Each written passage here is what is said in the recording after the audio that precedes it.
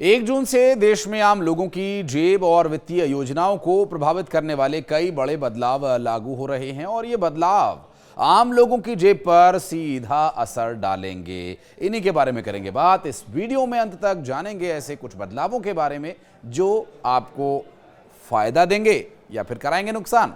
नमस्कार, मैं हूं आशीष त्रिपाठी। न्यूज 18 के इस डिजिटल प्लेटफॉर्म पर आपको बता दें कि अगर आप निवेश, बैंकिंग या टैक्स से जुड़े हुए हैं तो इन नए नियमों को जानना और समझना बेहद जरूरी है ताकि समय रहते सही फैसले लिए जा सकें। आज से income tax, credit card, mutual fund, banking, Aadhaar और प्रोविडेंट फंड अकाउंट के संबंध में जो कुछ नियम हैं वो बदले गए हैं। क्या है ये नियम? चलिए शुरुआत करते हैं। पब्लिक सेक्टर की तेल कंपनीज ने 19 किलोग्राम वाले कमर्शियल एलपीजी सिलेंडर की कीमत में 24 रुपए की कटौती कर दी है। तो सिलेंडर जो कमर्शियली आपको लेना होगा तो वो 24 रुपए कम दाम पर आपको मिलेगा। और इस कटौती के बाद देश की राजधानी दिल्ली में कमर्शियल एलपीजी सिलेंडर के खुदरा कीमत 1,723 रुपए 50 पैसे हो जाएगी। और इसके साथ ही 1 मई को भी कमर्शियल सिलेंडर की कीमत घटाई गई थी। बाजार नियामक सेबी ने ओवरनाइट म्यूचुअल फंड स्कीम्स के लिए नए कट ऑफ टाइम लागू किए जो आज से प्रभावी माने जाएंगे। और नए नियमों के मुताबिक अगर कोई निवेशक दोपहर 3 बजे तक ऑफलाइन आवेदन कर देता है तो उस पर उसी दिन का NAV यानी नेट एसेट वैल्यू लागू होगा,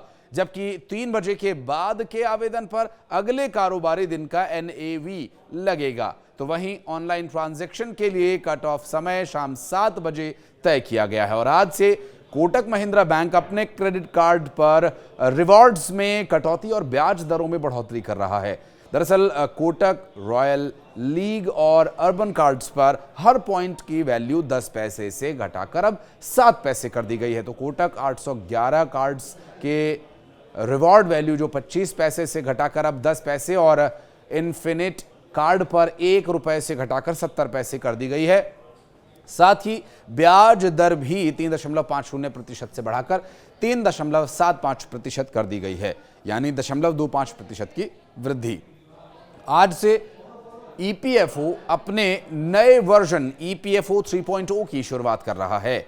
इस पर नए सिस्टम में claim process, know your customer यानी KYC अपडेट और प्रोविडेंट फंड निकासी पहले से ज्यादा आसान और तेज करने की कोशिश है। EPFO एक कार्ड आधारित सुविधा पर भी काम कर रहा है जो ATM कार्ड जैसा ही काम करेगा और ATM कार्ड जैसा ही होगा। अगर आपकी सालाना टैक्स की देनदारी 10,000 से अधिक है और TDS कटने के बाद भी ये राशि बचती है तो आपको एडवांस टैक्स देना होगा। आपकी पहली किश्त 15 जून तक देनी होती है। हालांकि इसकी जो किश्त है वो 15 जून तक देनी होती है, तो इसलिए भी आपको ये 15 जून से पहले दे देना होगा, जो कुल अनुमानित टैक्स का 15% होना चाहिए।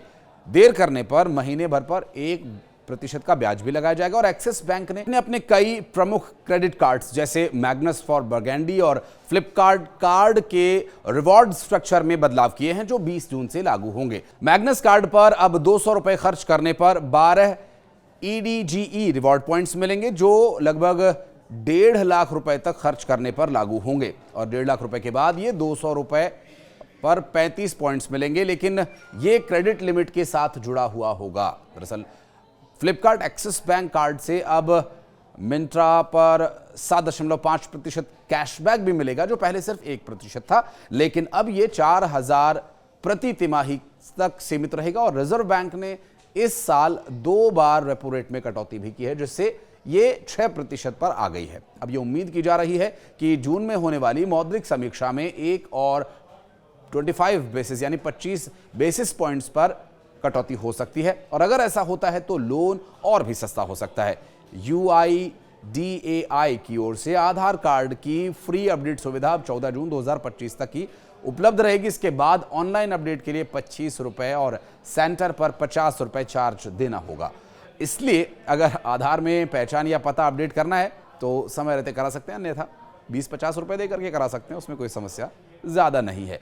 एनपीसीआई ने एक नया नियम जारी किया जो ऑनलाइन पेमेंट के संबंध में है, जिसके तहत अब यूपीआई पेमेंट्स के दौरान अब यूज़र को असली रिसीवर यानी अल्टीमेट बेनिफिशियरी का नाम ही दिखेगा, क्यूआर कोड या एडिट किए गए नाम नहीं दिख सकेंगे। ये नियम 30 जून तक सभी यूपीआई ऐप्स पर लागू किया जाएगा। तो ये कुछ फाइनेंशियल विभाग से जुड़े ऐसे बदलाव हैं जो आपके जीवन में ज़रूर प्रभाव रखते हैं और ये हर एक व्यक्ति से जुड़ा हुआ है इस वक्त, क्योंकि ज़्यादातर लोग ऑनलाइन किसी न किसी रूप में बैंक ट्रांजैक्शन या फिर यूपीआई के माध्यम से जुड़े हुए हैं। तो इस वीडियो की जानकारी अगर आपको इन्फॉर्मेटिव लगी तो शेयर कीजिए, अपने दोस्तों को बताइए और उन्हें भी अपडेट कीजिए बैंकिंग और आज से हो रहे इस नियमों के बदलाव के बारे में।